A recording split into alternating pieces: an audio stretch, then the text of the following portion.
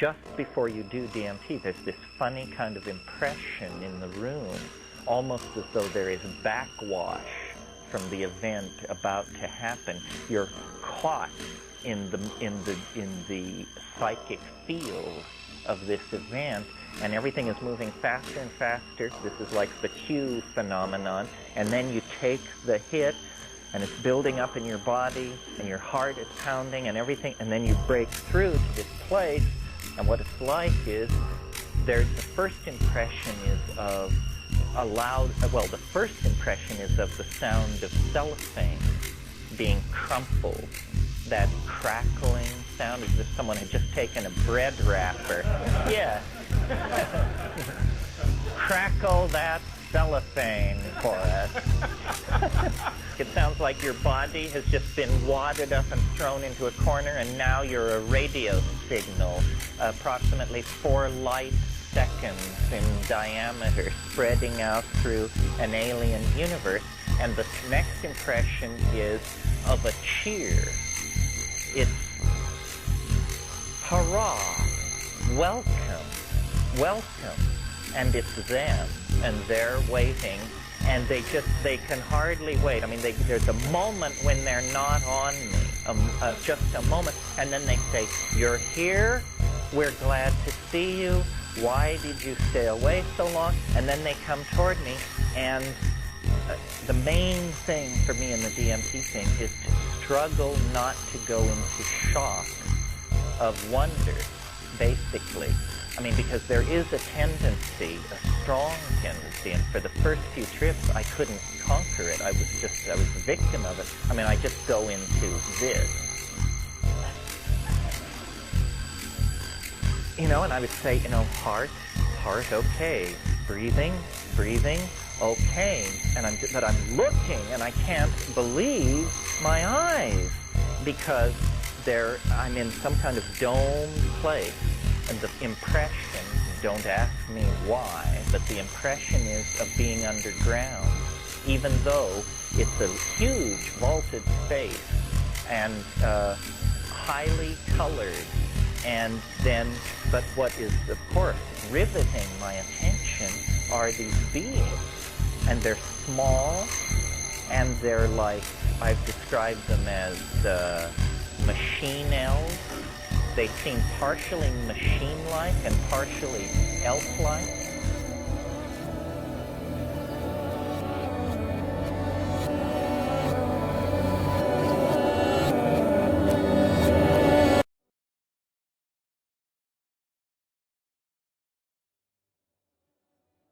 Well, hello.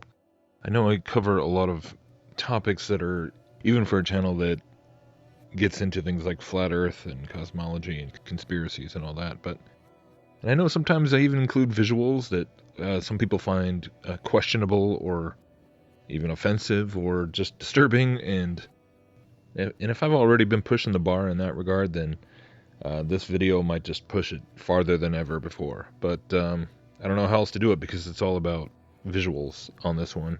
So a friend of the channel, I hate saying that though, just a friend, Casey, recently, I'm sure you just thought I forgot about this, but I really didn't, man. He emailed me, talking about this Google DeepMind thing, which I think I vaguely remember seeing it a couple years ago when it first came out, and people were looking at these weird pictures that it was spitting out, and it was very strange. And it is pretty disturbing. So he emailed me, and I didn't get back to him, so he went ahead and made his own video. I'm going to leave the link to that in the description, so go check it out. So I guess you're going to have to make more videos of this nature, Casey. Sorry about that, but I think that's actually pretty great, because, yeah, just in the short time that I've gotten to know him, definitely having been brought out of a lot of the New Age deception and brought back to Christ, and just an awesome brother in the Lord. I love this dude. He's a musician. I've actually used I think at least one of his songs in a video. Probably should use more. So yeah, great guy, and very interesting in this video that he made, where he's looking at all these different Google Deep Dream images that is sort of this weird project that Google came out with, collaborating humans and AI to make quote unquote artwork, right? And it is pretty dang disturbing. But what I thought was really insightful was when he, after going through some examples, he then starts to talk about the correlation between what he sees in the Google Deep Dream imagery and the artwork of Alex Gray, who he was familiar with through being a fan of the band Tool. And indeed, Alex Gray and Tool have collaborated for a long time. So I'm going to play part of his video and then add my 2 cents at the end. So here he is. Now, you're seeing this art. You're seeing, not art. It's not even art. This thing is just spitting this out. This is what it sees when it looks at our reality. It's seeing into the spirit realm. It's seeing into the demonic realm, into the realm of the fallen, or what some believe is the higher realm, which, the powers that be. Which, if you know, if you're watching this, you're probably somewhat aware. Now, this is artwork. For those of you who grew up in my generation, Tool is probably well known. I was a big Tool fan for a long time until and I still enjoy the music, I'll say. But at the same time, and they have this is their artist's work, Alex Gray. And I looked up some online. Some of this might not be, but most of it is. And either way, it looks, if one of them aren't his drawing, they look exactly, they're either inspired by him, or these people are taking psychedelics, which we know they do, and they're seeing this and they don't understand what they're seeing, but the machine is spitting out the same images. Is it not? Is it not? Look, this is Alex Gray's work. I've noticed it on Tool art all my life, but I haven't ever thought, why does he put those eyes everywhere? Because he's seeing them, and you always know that the musicians in the band are, a couple of them at least, are well-known occultists, and we all know, oh, at least now I know Tool, the name Tool, the band name Tool. That's exactly what they are. They're tools. It's a tool. There's a cult following because they've been allowed to have a cult following because they are worshiping the beast. That's what's happening right here. The art is the same. It's the same thing. They're seeing the same thing. The structures, the faces, uh, the eyes, the beings that aren't there, the crazy shapes. Look at this. This is the same thing. This is the same thing with the AI. This new robot mind that's almost definitely using blockchain to, and has been since 2008, I believe, at the financial collapse. It was already advanced than the Sophia robot, and I believe that they're dumbing her down too when they show her to the public. That she is, and I shouldn't say she, that it is much. It can be much more human than it's acting. So they're doing it. They're putting out a half a body with no arms, or sometimes a little robotic arm that has an obviously robotic hand or fingers or whatever. But that's just to make us not freak out. This is way more advanced than we even begin to imagine. I don't know whose art this is, but you see the little globes there. So here's some more Alex Gray. Look at all the eyes. Same thing. Repeat. Eyes, eyes, eyes, eyes. So you get the point. This is a blasphemous image called cosmic. I'm not even going to say it. But, here's a little cage Earth, which is about right, for the people who believe that still. We can know now, so there's no reason to, you know, most people have had a chance to know. If you reject it, that's not, you've been given a chance, a choice to just look with your eyes. Just look. Take a look. Oh my God, this image is just creeping me out. I can't look at that. It makes me feel sick. We should probably say a prayer. So I definitely think that's pretty fascinating that he kind of made that connection, specifically with the eyes. Indeed, it's really weird when you look at these deep dream pictures, why the AI supposedly is so just seems to have this predilection for combining faces in such a disturbing acid trip kind of way. And that's really kind of the whole point here, is that the correlations and the similarities to things that you see on LSD, or specifically what I was going to talk about here, DMT, is pretty uncanny and disturbing. And I don't think he's making too much of a leap here at all. And the really crazy thing is that while I had seen the still images that you can get by putting in, just a JPEG or whatever, I had not yet seen examples where it has taken a step further. And this is where, okay, if you think the still images are disturbing, then this is where it's just downright kind of gonna make you, it's just kind of another level. So just a warning, if you don't want to see psychedelic, weird computer images or sort of digital acid trip type stuff, then maybe you should turn this off, because I'm showing this for educational purposes. I'm not trying to glorify these things, but for the sake of this conversation, I think is a pertinent conversation. So there's your warning. Anyways, in the past I've talked about, in connection with this whole idea of pantheism, panpsychism, this increasingly popular in the West concept of, the universal mind, the cosmic consciousness, all that. This, of course, goes way back into Eastern philosophy, Eastern mysticism, and the occult. But of course, as those things are permeating our culture more and more and becoming more mainstream, a lot of people are even in the realms of quote-unquote science. So pantheism, panpsychism, whatever you want to call it, the idea that everything has a certain level of consciousness, or everything is alive, really ties into this, right? Because when people have these transcendental experiences, whether through meditation or through drugs like DMT, this is a quote-unquote realization that people experience firsthand. The idea that everything is alive, everything is conscious, everything is, resonating at different frequencies, and that's kind of what makes up all of reality. It's this visible language, this code, whatever you want to call it. Terence McKenna, of course, that was a big concept that he was always talking about, the visible language, the visible code. Something that was allegedly evolved and devised by these DMT beings, these entities, which of course we know are demons operating in the spiritual realm. And when you have these sort of psychedelic experiences, you're seeing eyes and you're seeing unfolding geometric crystalline things that are just sort of defying description and defying comprehension.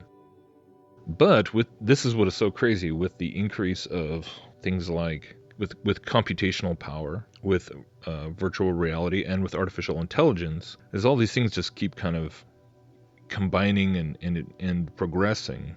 Because it's pretty crazy, because I've talked in the past about this Mandelbrot set idea, which you find in a lot of New Age videos and materials. It's a very popular thing with people looking for visualizations to basically to meditate with.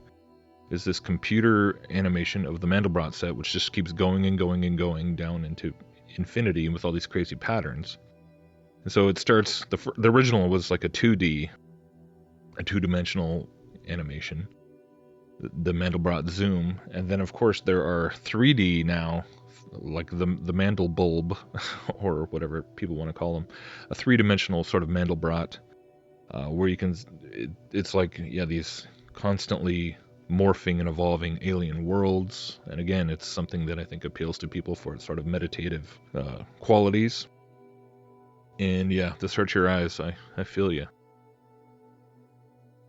But what's even crazier now is that now there are things where they are combining this Google Deep Dream AI technology thing and sort of infusing it with the Mandelbrot 3D animations, and or 2D animations, either one, but now you have a Mandelbrot Deep Dream, just insanity. And the reason that I think this is significant is because if they can do this right now, right? This is stuff that the computer can just kind of spit out, stuff that like the human mind could, like if you were trying to paint this, it would sort of just, I mean, it just goes on and on and on. All these morphing faces and eyes, and again, you end up. I found this one video where it's just this endless zoom and all this trippy stuff. You know, all these faces bleeding into faces, and then it's like a scene, and there's people and animals, and then eventually they get to the quote unquote like the end where it's just all these eyes staring at you, and it definitely has this pantheistic, new age message. Of course, that's why they made the video. So it really is perpetuating the same new age doctrines and the same pantheistic monism. It's all. So once again, we see this whole idea of technology. It's like never far away. They just kind of go hand in hand. All the technology and the AI, the Internet of Everything, the idea of uploading your consciousness. That's where it gets really scary. So if they can create these kind of animations now, or even overlay them onto real footage, this is what's really trippy. Like here's one of a supermarket, and you have all this Google Deep Dream imagery sort of overlaid on people shopping. Somebody for fun has made ones of like Donald Trump that are kind of funny, but also disturbing. But when you really think about what people like Ben Goertzel and so many other people are, and Ray Kurzweil and all these guys they're serious about this whole dream of uploading your consciousness or linking yourself to the Internet of Everything and infusing, instead of having to wear Google glasses or contact lenses or whatever, just having it directly spliced into your brain with a chip or neural lace or whatever else, to where you are jacked into the Internet all the time in this immersive sort of crazy augmented reality kind of way. This is the kind of, can you imagine? When I saw this supermarket one, I was just like, it was horrifying when I was thinking about, can you imagine being at the mercy of this AI hive mind internet interface and not being able to even turn it off? I mean, I've never done DMT, but I have done LSD, and one of the most frightening things was like being in the middle of a hours-long trip and being very aware that there were spiritual entities all around me. I didn't engage with any directly, but I could definitely feel them and knew they were real, and it was pretty terrifying. But you're in it, man. You can't just like jump out. You can't just like sober yourself up in 5 minutes. It has to kind of run its course, and DMT is way, way stronger. So basically the whole thing I'm getting at with kind of examining like parallel of the DMT drug, ayahuasca, whatever, the drug experience, that's one route. You have rituals and meditation, that's another route. And so for the rest, as this pantheistic monistic belief system becomes more and more mainstream, I definitely see how technology and VR, the VR route becomes this third route that people can increasingly, we already are seeing it. I mean, YouTube is full of videos where people are it's just visuals and animations to stare at and help you achieve an altered state of consciousness. It's very disturbing, and I definitely don't want to contribute to that with my channel. I know I'm watching a lot of this stuff, not a lot, but enough to where it's to know how prevalent it is, but having to be careful because I'm not trying to point people to this stuff. I'm trying to keep it educational, honestly, so we can be aware of what is happening and what the spiritual implications are. But I don't, so this is, as disturbing as this is, I don't think this is, I mean, it's not quite the same as being in it. You can turn your head away from the screen, you can turn it off, you can pause. But if it's in your head, whether it's like physiological, like as a chemical in your body that has to work itself through your system, or whether it's theoretically some sort of technological neural link, it's just the whole idea of everything being alive, everything having the eyes, everything having these little spirits that just live in every dang little thing. This is, what a lot of ancient shamanic cultures that we now refer to as like spiritism, where there's spirits in the rocks and the trees and the sky and the forest and the animals. It's kind of what it's representing in this weird digital acid trippy kind of way. So hopefully that makes sense. Thank you to Casey for making this connection. And indeed, yeah, Alex Gray, was interesting because he did the artwork for a lot of the Tool videos and stuff, and he talks about having Tool fans come to his little gallery called the Chapel of Sacred Mirrors, or COSM, which is kind of an interesting name on the heels of my last video talking about cosmism. So COSM is like the shorthand of his Chapel of Sacred Mirrors, and those quote-unquote sacred mirrors are paintings that he has done, which are, on one level, they are just still images, depictions of DMT trips that he's had, and almost all of you have probably seen at least a few of his paintings if you've been on the internet for very long. If you've had any experience with the New Age spirituality of any sort, then you're undoubtedly familiar with Alex Gray's work, if not the man himself. I know he was featured in the documentary DMT, The Spirit Molecule, and so much more, but there was somewhere where he specifically explains how in his Chapel of Sacred Mirrors, how these different paintings are essentially, they're like mirrors or windows that are made to sort of function like a mandala, right? Where you're looking at this, especially if you're looking at it when you're on some sort of psychotropic drug or in some form of altered state of consciousness, and you can look at this and it really does function like a portal or a doorway to where you go into the painting, into this realm. And that's why, I mean, if that can function, if these paintings that are just flat, static, two-dimensional paintings can serve that function hanging on a wall, then how much more so could it be when you're plugging yourself into a VR experience with the help of a little bit of a psychotropic drug or whatever type of substances or anything. So all these things kind of working together to get you this transcendent experience, which is absolutely a crucial part of monism and pantheism, right? Because once they have that transcendent experience, people become convinced that there is this deeper spiritual reality that they are now just kind of curious about, and then they turn to occult teachings and doctrines and mystical belief systems to try and explain that experience that just kind of defies all comprehension. And that it's inevitable. Like anyone who gets into the drug culture, into psychedelics and all that, it inevitably leads people to mysticism and the occult. That's just how it's designed to work. Same thing with quote unquote UFO abductions and UFO experiences, because it's really just a different form of the same thing. Even when you listen to certain DMT experiences, they'll even talk about like laying on a table and having these beings like inspecting them, and sometimes they think it's scary and sometimes they don't, but it's essentially the same.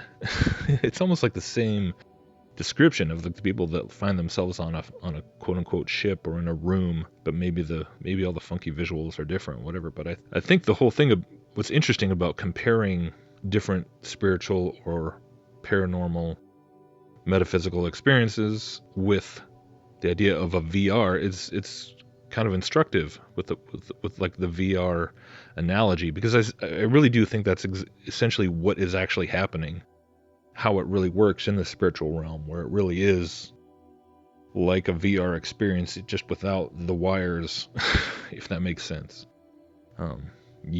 They are in a sense using a type of technology, whether it's having to do with the weird mechanics of these higher dimensions that they are able to manipulate in ways that obviously it's like you're a fish out of water. You're completely out of your element. God did not design us to go into those realms.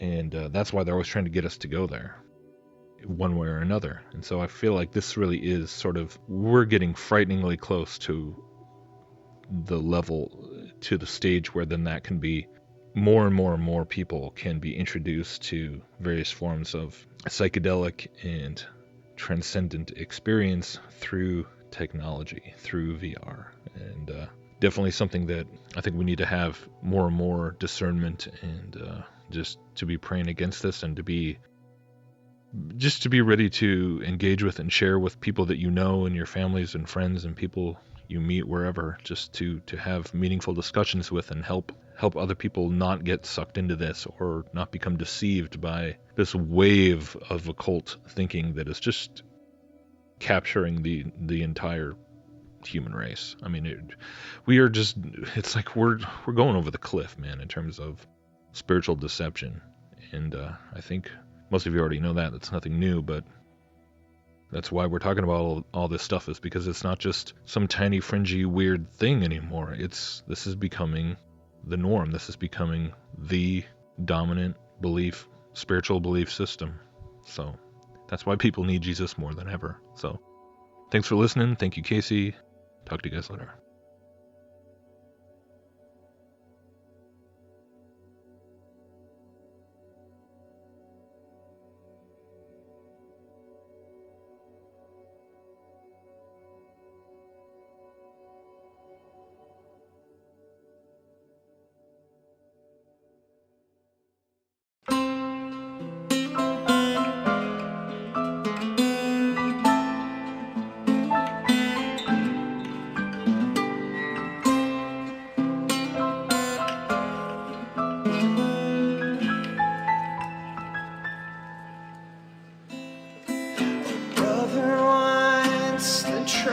Sun, these tangled webs that you have spun were carelessly designed and overdone. You spoke of love and you spoke of truth and pushed them both away from you. Oh, never mind.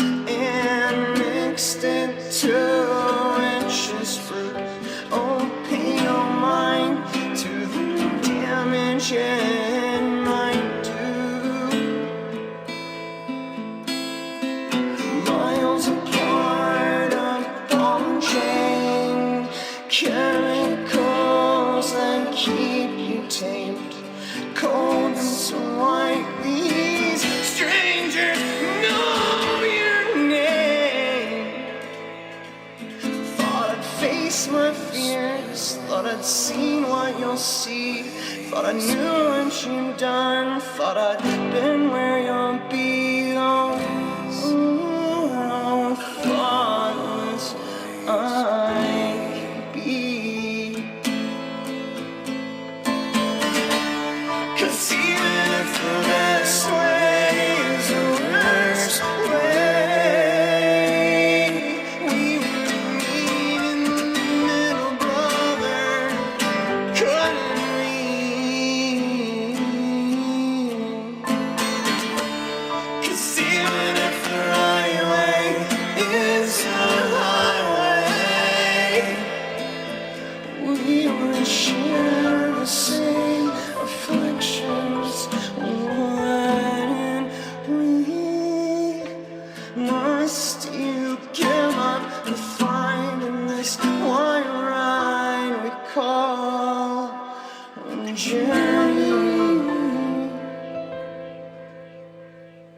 Oh, brother,